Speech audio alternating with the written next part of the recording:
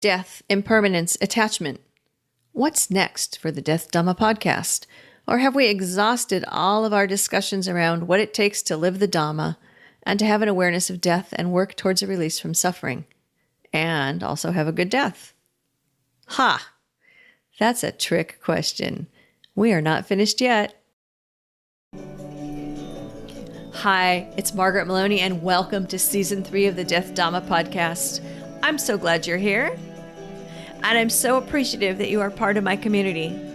And yet, I seek not to be attached to the idea of the podcast or even to the idea of our community. And that's our topic this season: attachment, clinging, and aversion. What happens when we really want something? What happens when we really don't want something? And what does it do to our suffering and dissatisfaction? Let's dive in and find out a little bit more with today's episode. The clue to the mystery of Season 4 of the Death Dhamma podcast is in the phrase, release from suffering. We are working on our own release from suffering. But what about others? How do we balance taking care of ourselves versus helping others with their release from suffering? In Season 1 of the Death Dhamma podcast, we spoke to 12 wise teachers, and they shared with us their experiences with death and grief, how they first learned about death, and what has helped them to process the loss of their loved ones.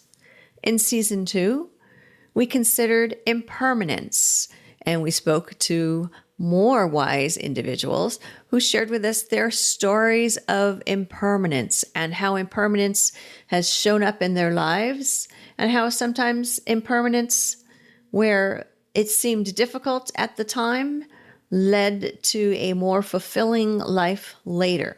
So we handled impermanence. And now in Season 3, we've been all about attachment, specifically clinging, craving, and aversion. And we have been gifted with some wonderful people, continuing the theme of having some wonderful, wise teachers to talk to us about what it means to have attachment and also what it doesn't mean. For example, it doesn't mean that we can't love and have relationships with other people unless you're a monk or nun. And it doesn't mean that it's bad or that we should be detached. It means for us to be aware, because yes, it is the root of suffering. And that root of suffering can come from wanting things, pushing things away, having views about ourselves, wanting to be involved in certain rituals and ways of doing things, not wanting to be thought of in a certain way. So we've had some really interesting stories, I believe, in my humble opinion, stories and teachings from other people, and then we've partnered that with teachings from the Pali Canon and some contemplation, and I was open and honest in sharing with some journaling and thoughts about aha moments and how some of this has landed with me. So there we are. Now here we are. And, when it comes to clinging and craving and aversion, planning for Season 4 has brought me some new lessons. I want to keep creating the podcast. That involves some element of clinging, because it's, I'm clinging on, I'm hanging on, I want to keep doing this podcast. But if it's time to let something go, it's time to let something go. I have some attachment to thinking that I have to be the one who comes up with the ideas, that I, all by myself, must be the one who comes up with the idea for the podcast. So there's some clinging to an idea of myself and who I am and who I want to be, for sure. And so often, because I am used to working somewhat independently, I have some aversion to asking others for help. We might also see this as a type of clinging, again, back to, my view of myself. I have to be the one. It's me. What is me? And who is this me who needs to do this thing when there are people out there willing to help me? And if I asked, it's going to be a better result, because it's not going to be something that's existing just in my head, but it's going to be something that comes from others, which means it's probably going to be more useful to others now, isn't it? So there it is. Even after our Season 3 discussions and teachings and journaling, here I am, a human in this world, navigating my way of clinging, craving, and aversion, seeking a release from suffering. It did occur to me that I did not have to figure this out by myself. Yay, right? And so in a previous episode, I did ask for input. And the other day at lunch with some friends, I explained my dilemma, mentioning, what has already been covered in previous seasons, because my friends may or may not be listening to the podcast, right? It's not a requirement for friendship. And discussing wanting to continue, but having uncertainty about where to go next. And has the topic exhausted itself? Is it time to let it go? And someone said to me, I would like to learn about Buddhist nonprofits and Buddhist healing practitioners. And after some discussion, that turned into, how can we help others with their release from suffering? And if this season has been about attachment, the root of our suffering, with an eye from overcoming it to obtain a release from suffering, then how about focusing on others and how we can help others obtain a release from suffering, or at least work to ease that suffering? And how does that fit into the lives of these people who dedicate their time to helping others? And how does this show up in their practice? And what does that mean for you and I? How can we help? And how do we balance helping others with our own work? Unsurprisingly, there are different views.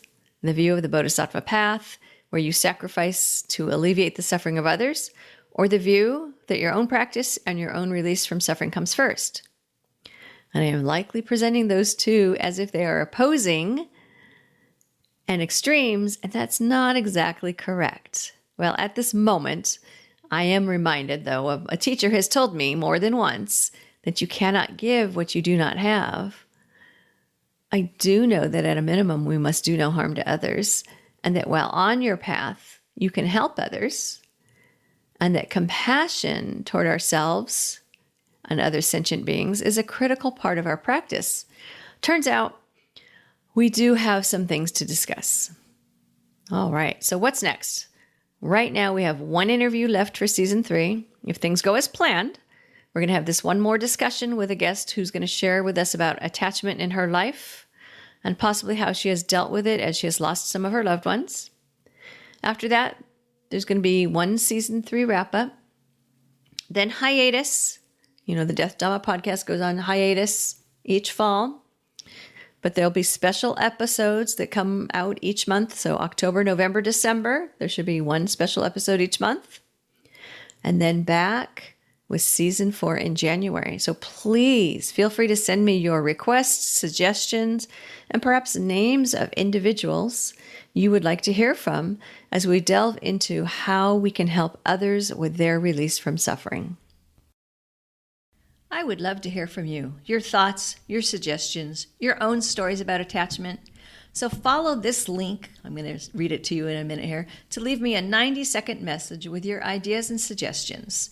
You can go to https://www.speakpipe.com/death_Dhamma_podcast. I suppose you could also just use your favorite search engine to say SpeakPipe Death Dhamma Podcast. And there you can record an audio message for me. And be sure to come over to margaretmaloney.com. That's MargaretMeloni.com and join the community. You've been listening to the Death Dhamma Podcast with your host, Margaret Maloney. Thank you so much for being here. Come find me on margaretmaloney.com, MargaretMeloni.com. And until we meet again, may you be well, may you be happy, may you be at ease, and may you be free from suffering. Bye for now.